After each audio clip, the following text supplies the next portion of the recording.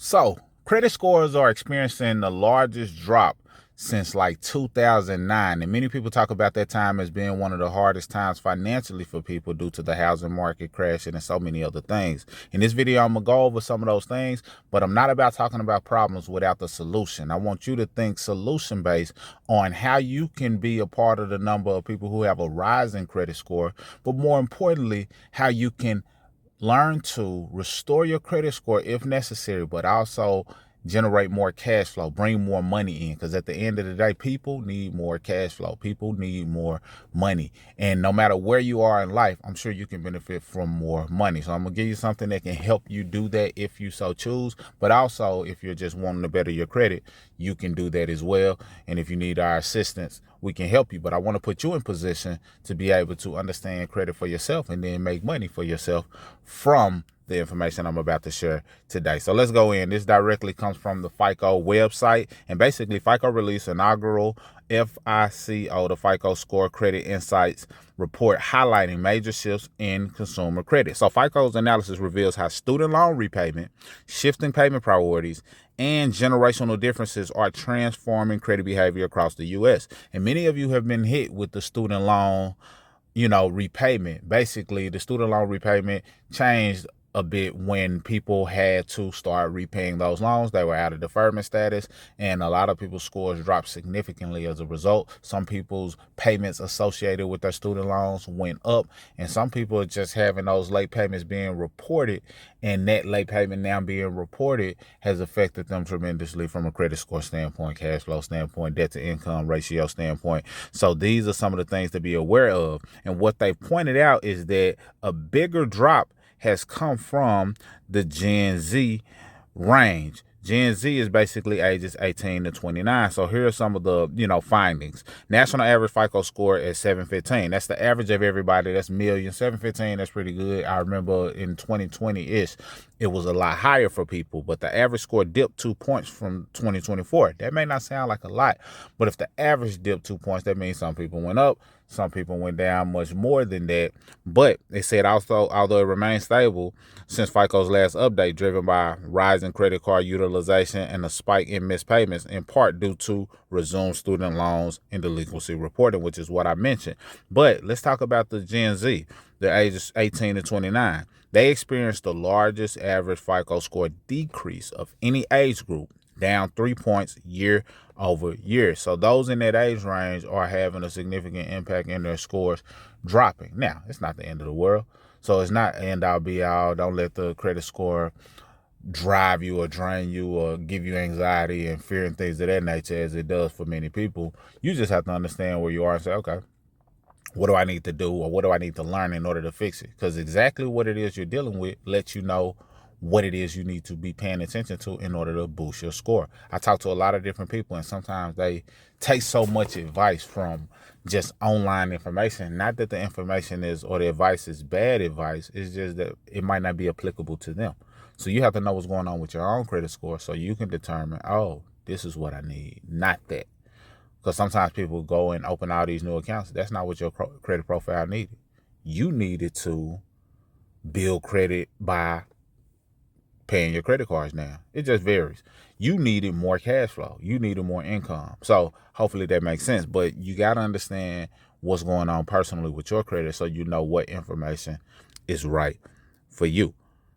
And if you really are interested in taking your credit to the next level and putting more money in your pocket, it's a link down below so you can join the private community where we teach you how to take your credit to the next level, but more importantly, how you can make money off of learning the credit game, putting people in the same community so they can learn the credit game. And then if you want to take and start a business and show you how to have $1,000 days and things of that nature, then that community is right for you as well. So it also said that this group also showed a higher rate, 50+ point score swings than national averages, reflecting greater financial volatility. A key driver is student loan debt. 34% of younger consumers hold student loans compared to just 17% of the total population. So majority of people in that age range have student loans.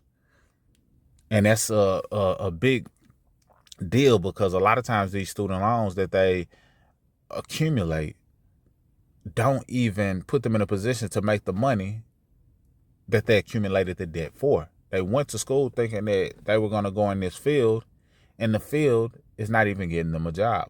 And or the field has changed so much, because when you go into college and the world is changing so rapidly, you're learning outdated information after the semester is over. When the semester is over, some of the information that you learned and had to memorize for the test is outdated. That's how fast things are moving. So it's better to be in the trenches, and that's why you see so many different people going towards the model of hiring people with experience, not just a degree. So think about this if you have children.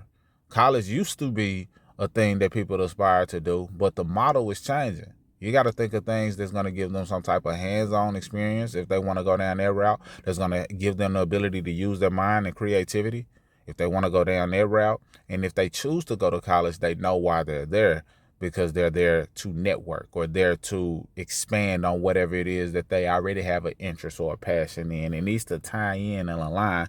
Otherwise, they accumulate student loan debt that negatively impacts them for many years to come.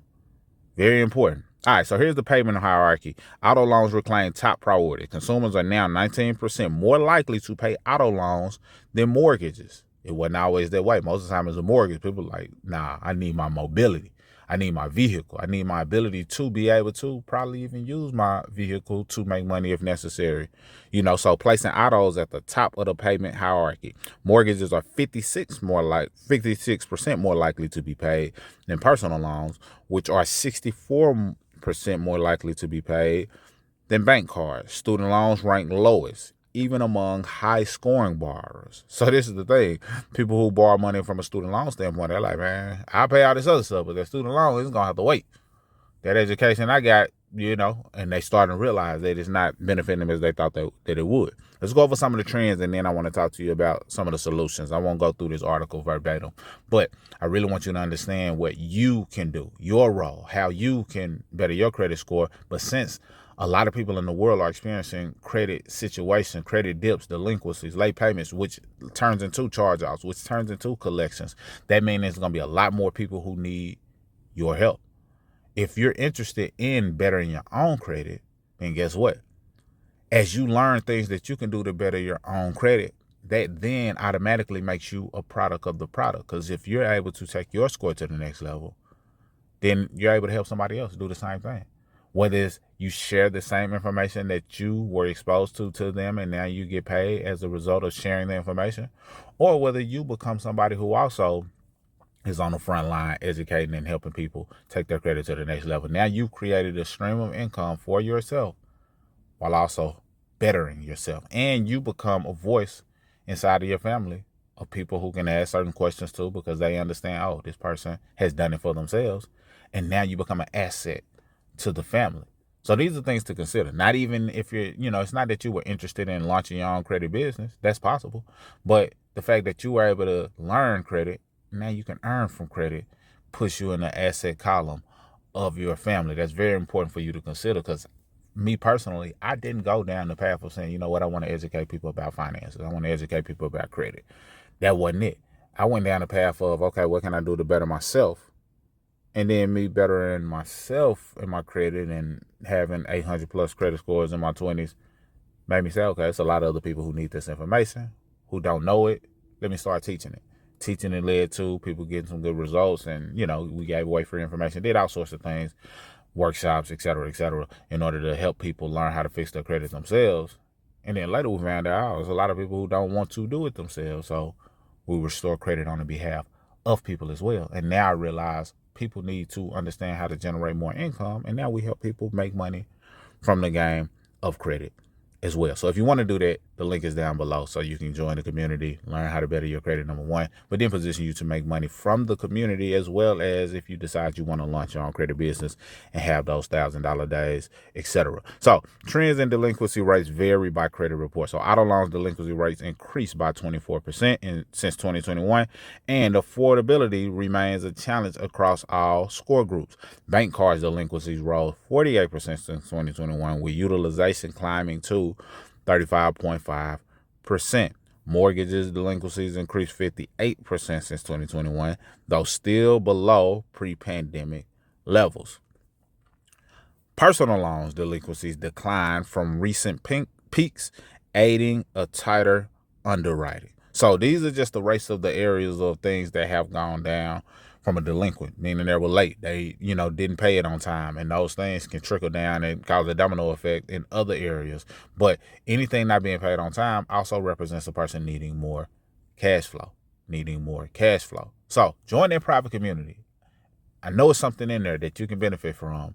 And once you're in there and you like what you're receiving, then share it with somebody else. And don't share it just for the sake of sharing it. Get your own link to the community so you can get paid when you share the group. You earn the same thing I earn because I have a 50% profit sharing or 50% sharing in the group. So when you share with somebody, you earn 50% of the revenue. Not just one time. It's a monthly recurring model. Not too expensive, but it's tax deductible.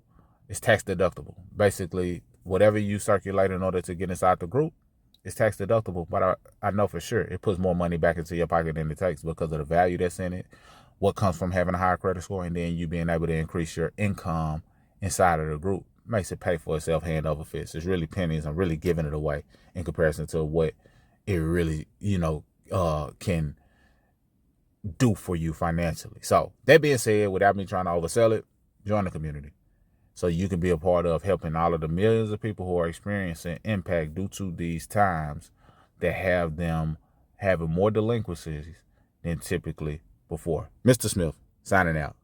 See you on the inside. Salute.